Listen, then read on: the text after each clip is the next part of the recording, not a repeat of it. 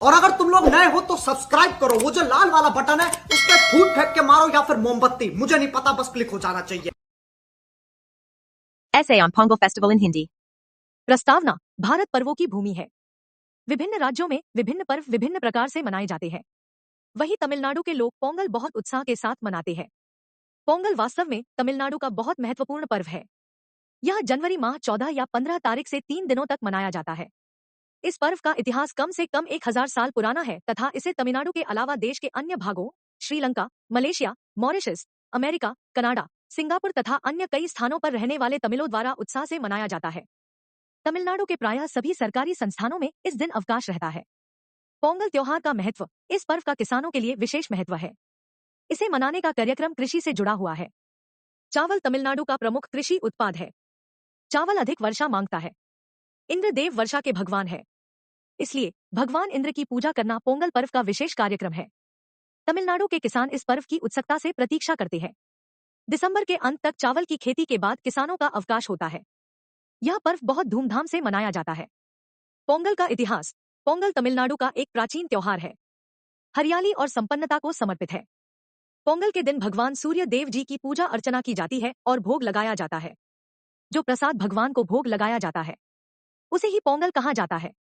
पोंगल 200 से 300 ईस्वी पूर्व से मनाया जाता है। हालांकि इस त्योहार को द्रविड़ फसल के त्योहार के रूप में भी मनाया जाता है। इस त्योहार का संस्कृत के पुराणों में इसका उल्लेख मिलता है। पौराणिक कथा के अनुसार एक बार शिव जी ने अपने बैल को स्वर्ग से पृथ्वी पर जाकर मनुष्यों को एक संदेश देने के लिए कहा। भगवान ने कहा कि जाओ बैल पृथ्वी पर जाके कहो कि उन्हें रोज तेल से स्नान करना चाहिए और महीने में एक बार खाना खाना चाहिए। लेकिन बैल ने इसके विपरीत संदेश पृथ्वी पर दिया। उसने कहा कि आप सभी को एक दिन तेल से स्नान करना चाहिए और रोज खाना खाना चाहिए। बैल की इस गलती से शिव जी बहुत नाराज हुए और उन्होंने बैल को श्राप दिया कि तुम्हें पृथ्वी पर रहकर किसानों के साथ खेती करने में सहायता करनी होगी, और ऐसा बोलकर बैल को कैलाश से निकाल दिया। तब से ही बैलों का प्रयोग खेती करने में और अधिक अन्न उत्पन्न करने में उनकी सहायता ली जाती है।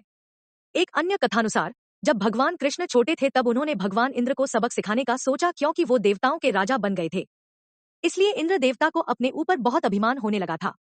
भगवान श्री कृष्ण अपने गांव के लोगों को भगवान इंद्र की पूजा न करने के लिए कहा। इस बात से भगवान इंद्र बहुत क्रोधित हुए। उन्होंने बादलों को तूफान लाने और 3 दिन तक लगातार बारिश करने के लिए भेजा। इस तूफान से पूरा द्वारका तहस नहस हो गया।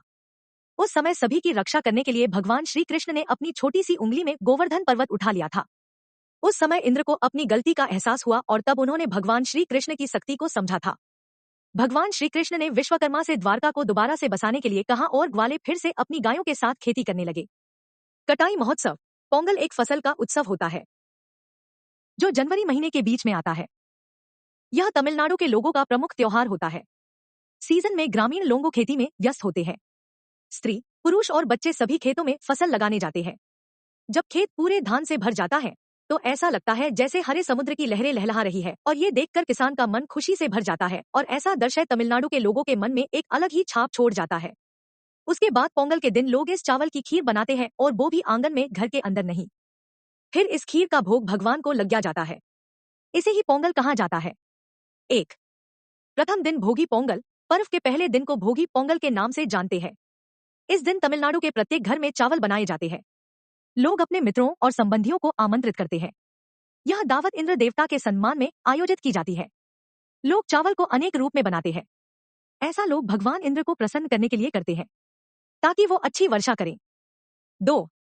दूसरा दिन सूर्य देवता की पूजा। पर्व के दूसरे दिन सूर्य देव की पूजा की जाती है। इसे सूर्य पोंगल कहा जाता है।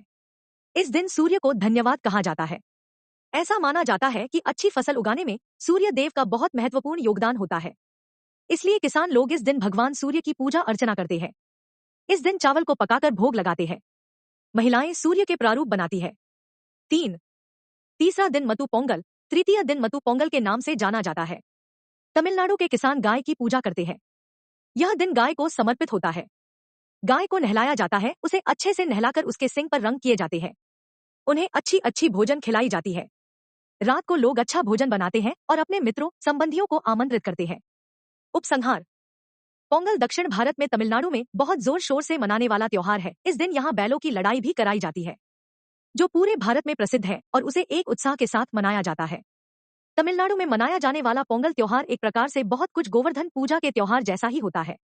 नाम भले ही हमारे देश में त्योहार के अलग अलग हो पर उन्हें मनाने का स्वरूप सबका एक जैसा ही है और मकसद भी एक ही है, खुशी और उल्लास।